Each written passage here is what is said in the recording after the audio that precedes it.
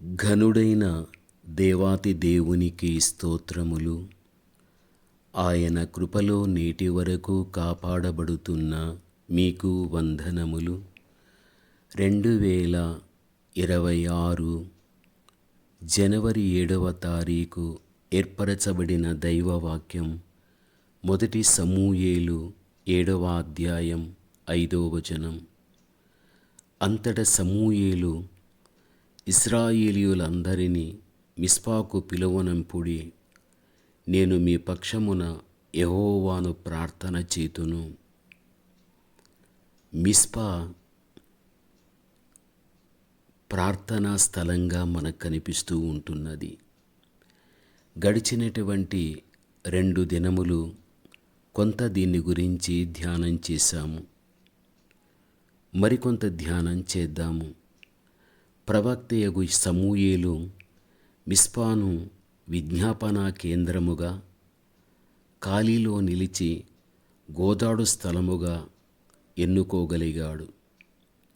మిస్పాలో ప్రభువు మనలను కరుణనందించు ఆత్మతోనూ, విజ్ఞాపన ఆత్మతోనూ, కన్నీటి ఆత్మతోనూ నింపగలుగుతాడు.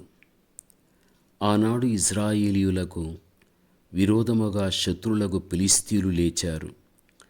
ఇశ్రాయేలును రక్షించుటకు న్యాయాధిపతులు లేరు, రాజులు లేరు. గనుక ప్రవక్తయగు సమూయేలు ఇశ్రాయేలుల పక్షమున విజ్ఞాపన చేయటానికి తాను పూనుకోగలిగాడు. సమూయేలు ఇశ్రాయేలులందరితో ఇట్లనగలిగాడు, మీ పూర్ణ హృదయముతో యెహోవా యొద్దకు మీరు మల్లుకొనిన ఎడల అన్య దేవతలను, అష్టారోతు దేవతలను మీ మధ్య నుండి తీసివేసి పట్టుదల కలిగి యెహోవా తట్టు మీ హృదయములను త్రిప్పి ఆయనను సేవించుడి. అప్పుడు ఆయన ఫిలిష్తీయుల చేతిలో నుండి మిమ్మును విడిపించును అని మొదటి సమూయేలు 7వ అధ్యాయం 3లో మనము చూడగలం. వారు మిస్పాలో కూడుకొని నీళ్లు చేది యెహోవా సన్నిధిని కుమ్మరించి ఆ దినం ఉపవాసముండి యెహోవా దృష్టికి మేము పాపాత్ములని ఒప్పుకోగలిగారు. మొదటి సమూయేలు 7:6 ఆ మీదట మీరు చదువుకొనండి.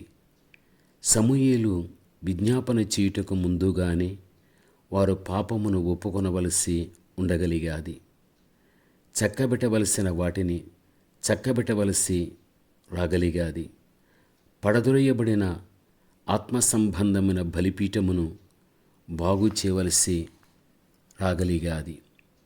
ప్రభువునందు ప్రియమైనటువంటి వాళ్ళారా, ప్రవక్తయగు సమూయేలు దేవుని యొక్క ప్రజలు 3 కార్యములు చేయవలని కోరడం మనం ఇక్కడ చూస్తున్నాం.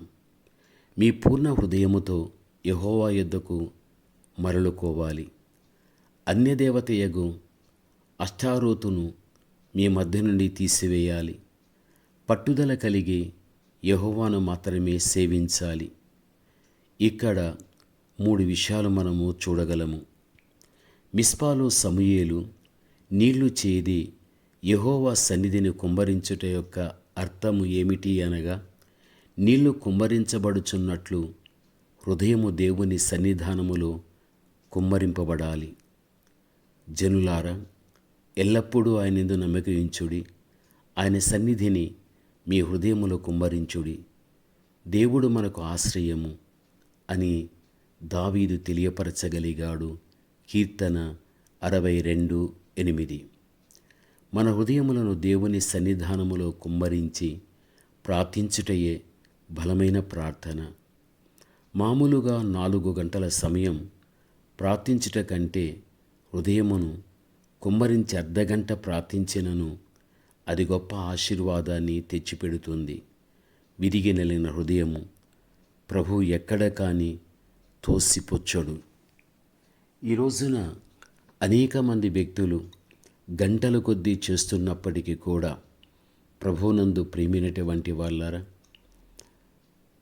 హృదయాన్ని దేవుని సన్నిధానములో ఎప్పుడైతే కొద్దిసేపైనా మనం ప్రార్థించగలిగితే దేవుడు దాన్ని తప్పనిసరిగా అంగీకరించడం జరుగుతుంది. ప్రభువు మన కొరకు తన ప్రాణాన్ని ధారపోశాడు. కన్నీరు కార్చగలిగాడు. ఆయన చెమట రక్తబిందువు వలె నేలపడగలిగాది. అంతేకాదు, ఆయన పేరు పోయబడిన పరిమళ తైలమని కూడా చెప్పబడి ఉన్నది. యెషయా 53:12 కానీ, హెబ్రీ 5:7 కానీ, లూకా 22:44 కానీ, పరమగీతం 1:3 కానీ ఆ మీదట మీరు చదువుకోగలిగినట్లయితే చెప్పబడినటువంటి వాక్యం అందులో మనము చూడగలం. అందుకే ఆయన సన్నిధానములో మన హృదయాన్ని కుమ్మరించుట ఎంతో ప్రాముఖ్యం. నీళ్లు కుమ్మరించినట్లు ప్రభు సన్నిధిని మన హృదయాన్ని కుమ్మరించేవారుగా ఉండాలి. బైబిల్ చెబుతుంది కదా, మీ పసిపిల్లల ప్రాణము కొరకు మీ చేతులను ఆయన తట్టు ఎత్తుము, ప్రతి వీధి మొగను ఆకలిగొని వారు మూర్ఛలుచున్నారు అని విలాపవాక్యం 2:19 కూడా మనము చూడగలం. ప్రవక్తయగు సమూయేలు ఇజ్రాయేలుల కొరకు మిస్పాలో విజ్ఞాపన చేయుట ప్రారంభించగలిగాడు. సమూయేలు దహనబలి అర్పించుచుండగా ఫిలిష్తీయుల యుద్ధము చేయుటకై ఇజ్రాయేలు మీదికి వచ్చిరి. అయితే యెహోవా దినమున ఫిలిష్తీయుల మీద మెండుగా ఉరుములు మురిపించి వారిని తారుమారు చేయగా వారు ఇజ్రాయేలుల చేత ఓడిపోయారు. అది 1 సమూయేలు 7:10 ఉంటున్నది. ఆ మీద మీరు చదువుకొనండి.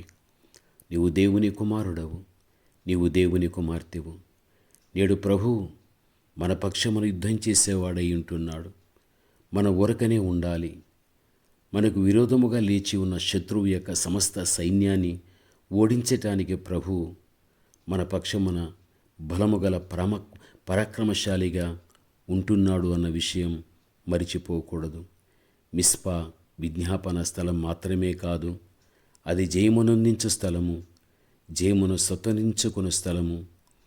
ఎల్లప్పుడూ విజయోత్సాహముతో మన జీవిత భవిష్యత్తు ముందుకు సాగిపోవటానికి మన ప్రభువే మనకు సహాయించేటువంటి దేవుడై ఉంటున్నాడు. ప్రార్థన. పరమతండ్రి అయిన మా దేవ, ఘనమైన మీ నామమునకు స్తుతి స్తోత్రములు చెల్లిస్తుంటున్నాము. దేవా, మిస్పా విజ్ఞాపన చేసేటువంటి స్థలముగా మేము ధ్యానం చేశాము.